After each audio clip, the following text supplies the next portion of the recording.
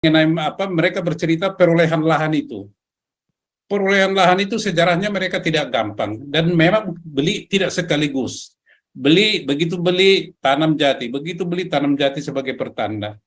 Nah, akhirnya kami dibawa ke Masjid Al Zaitun yang besar itu. Nah, di situ sudah berkumpul masyarakat dari luar Al Zaitun, ada dari Cirebon, ada dari daerah-daerah sekitar situ. Maka kita wawancarai mereka, apa manfaatnya yang dirasakan dengan adanya Al Zaitun di sini. Dan kita adakan wawancara, kita tanya. Ya, kita tanya masalah NII, siapa yang bilang NII katanya. Jangan tanya itu, kita di sini coba ada Pancasila, menyanyikan Indonesia Raya 3 stansa. Kenapa 3 stansa? Bukan 1 stansa, bukan 2 stansa. Harus 3 stansa. Nah, saya bilang, ini juga Galarua 3 stansa, Pak. Saya kasih profil sama anggaran dasar. Wah, bagus ini. Berarti kita sejalan. Nah, jadi atas dasar fakta-fakta yang kita temukan di sana, bahwa apa yang disampaikan di berbagai informasi dari luar itu adalah kebohongan, ya, kebohongan. Walaupun tidak percaya, dibilang kita membela si Al Zaitun, ya, tapi kita tidak masalah itu. Nah, lantas kita juga bertanya bagaimana dengan misalnya ada santri, ya, ada santri. Itu kalau santri di situ, SD itu tidak boleh pakai jilbab.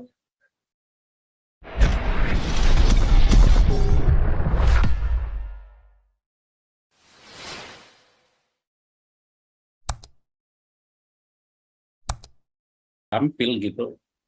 Ya, jadi bapak-bapak, ibu-ibu, teman-teman sekalian, saya juga informasikan begini, ya, tanggal 7 kita ke Al Zaitun setelah melalui proses pada tanggal 5.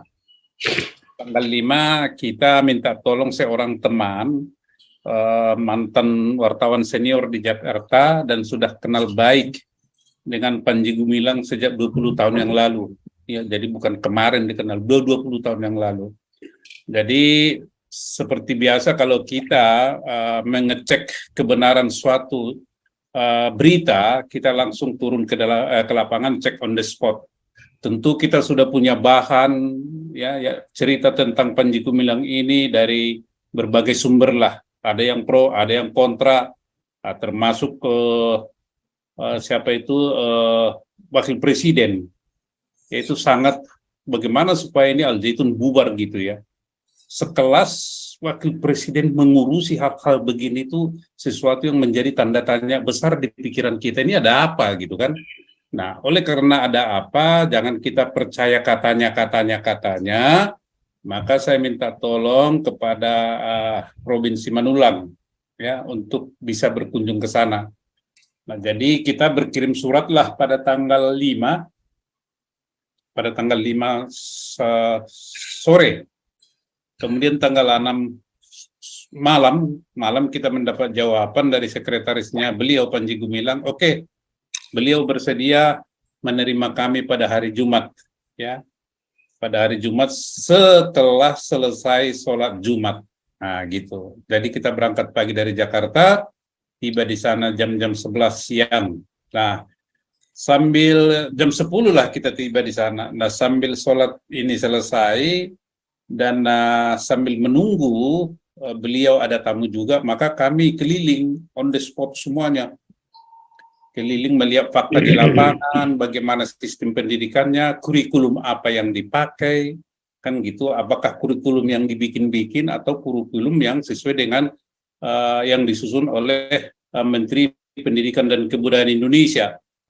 Kita lihat itu semua apa sih visi dan misi daripada tujuan daripada Al Zaitun itu dijelaskan di situ semua. Itu adalah visinya untuk menciptakan manusia yang cinta damai, damai dan toleran. Tertulis itu. Nah, kemudian juga adalah mendidik manusia menjadi yang sehat, cerdas dan mandiri. Nah, jadi mereka itu mendidik para santri ini supaya nanti bisa beradaptasi pada zamannya dan di lingkungannya. Itu yang mereka bekali. Jadi basicnya atau dasarnya adalah kurikulum sesuai dengan Sisdiknas, tetapi muatan lokalnya mereka perbanyak. Nah, kita dibawa keliling, kita lihat juga di situ bagaimana pertanian, ya, kita lihat juga bagaimana pengolahan gabah kering menjadi beras, bagaimana juga mereka menerapkan prinsip-prinsip Yusuf yang di Mesir, bagaimana menghadapi musim apa namanya itu ya, musim apa namanya pangan ya, supaya cukup pangan di dalam musim yang apa namanya musim kering lah istilahnya. Mereka ada silo yang menampung kurang lebih silo yang bisa atau buffer stock ya gabah kering itu untuk mencukupi kebutuhan mereka eh, 6 bulan atau 1 tahun itu beras, karena semua santri itu dikasih makan 3 kali 1 hari. Nah, kita juga melihat bagaimana di situ sistem pemotongan pemeliharaan ayam, kemudian pemotongan ayam yang sangat higienis dan sangat otomatis gitu ya. Ya, otomatis, bagaimana juga mereka memotong apa namanya ini ternak yang tidak menggelepar-gelepar. Kemudian ada juga di sana apa namanya itu cold storage. Ya, cold storage, di mana di situ kita lihat ada baby tuna. Ya, baby tuna katanya itu dari Laut Arafuru. Itulah mereka kapal itu. Kapal. Jadi kita diberi kesempatan melihat kesemuanya, termasuk bagaimana ini para santri menginap di mana, kemudian makan di mana. Mereka itu makan 3 kali 1 hari, Pak. Jadi kalau per orang itu 1/4 kilo beras 1 hari, maka 1/4 dikali 8.000 santri, berarti 2 ton beras harus mereka masak itu 1 hari. 2 ton. Lah kalau 2 ton masak beras di mana? Kita lihat dapur umumnya memang luar biasa gitu ya. Juga mereka membuat gula aren, gula putih yang semuanya organik. Nah, kita lihat juga di situ bagaimana mereka menanam apa namanya ini jati untuk kebutuhan mereka. Juga ada bengkel yang sangat besar. Jadi cerita mengenai apa mereka bercerita perolehan lahan itu. Perolehan lahan itu sejarahnya mereka tidak gampang dan memang beli tidak sekaligus. Begitu beli tanam jati sebagai pertanda.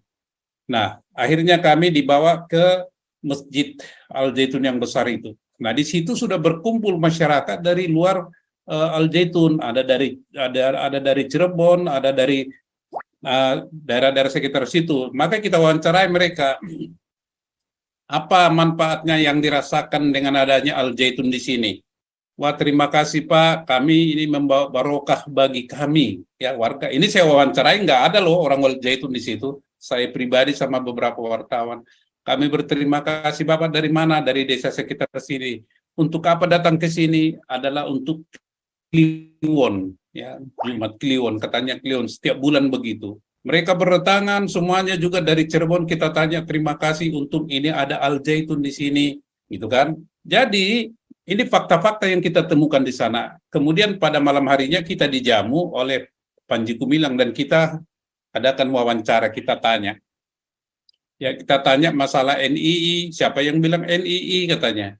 Jangan tanya itu. Kita di sini coba ada Pancasila, menyanyikan Indonesia Raya 3 stansa. Kenapa 3 stansa? Bukan 1 stansa, bukan 2 stansa. Harus 3 stansa.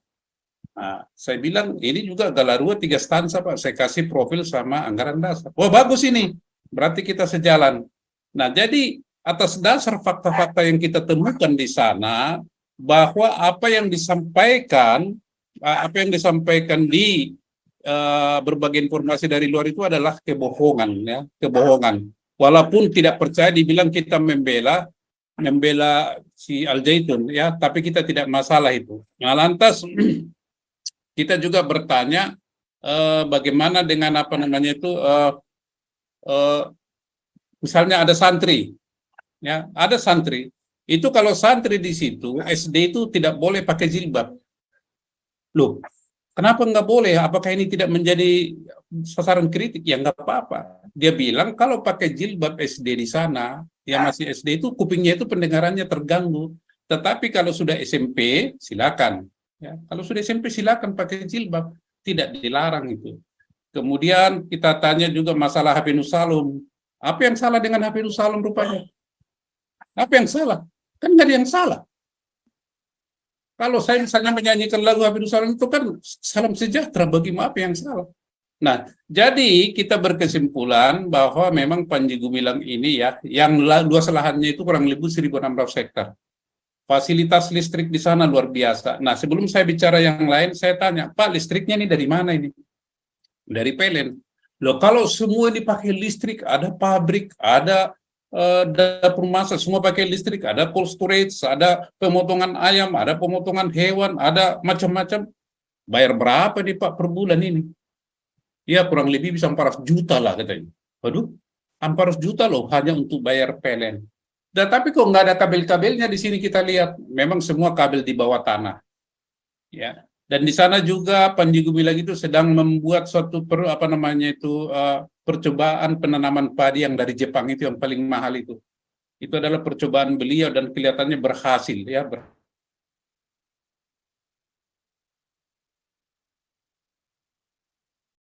Mana nih Pak Santi Amar ini? Ya udah kita skip dulu.